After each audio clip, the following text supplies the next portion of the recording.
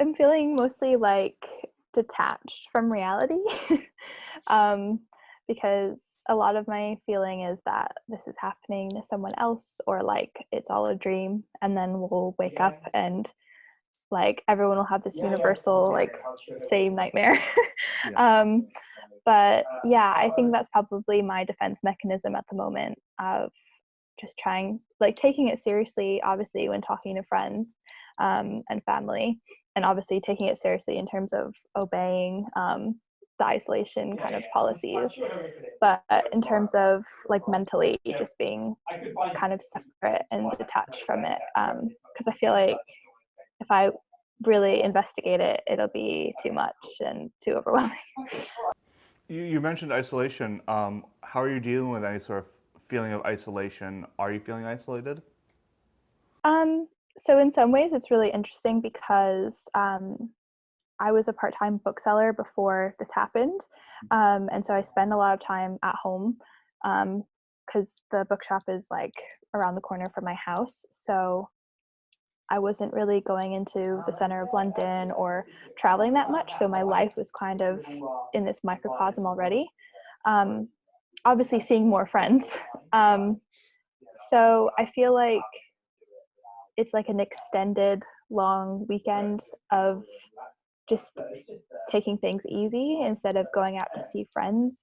Um, and it's nice to be able to, chat with people who you haven't caught up with in ages, like you, for example. Right. Like Yeah. this has been it's actually connected a lot of people in some ways, especially for me and some people that I haven't talked to in ages.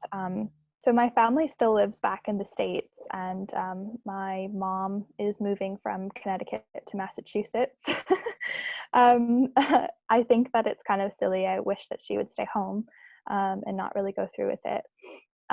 She's also like a real estate agent, so she shows houses. Um, and I know that she's close to, that's somewhat relatively close to New York City, where a lot of people where the virus is spreading quicker. So it is concerning, and but like I can't control her, and also I'm not even there, so Right. I don't know what to do. But yeah, just gotta kind of hope that nothing bad happens. And also my grandmother is like a Fox News watcher. So I'm afraid that she might not be taking it seriously, but hopefully, hopefully she'll stay inside. I wonder if people will take life slower. I know in London, especially, and I'm sure this is true for different cities around the world, but like people have their diaries or schedules like booked up months in advance, especially in London. Like when I first moved here, I was like confused by that. But it's definitely a common thing.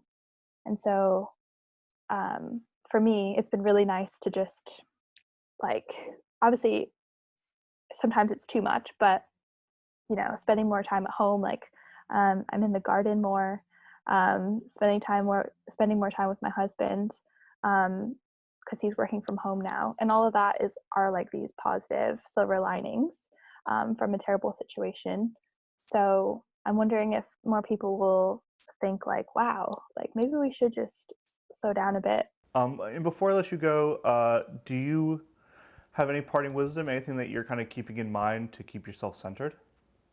I'm just trying to make sure that I have a routine day to day, because if I just let myself follow my intuition, I'll be like up at 3 a.m. like writing poetry or whatever. So it's better that I get up at the same time, make sure I'm showering and eating 3 meals a day, doing some sort of exercise, and doing some sort of work every day, except on the weekends.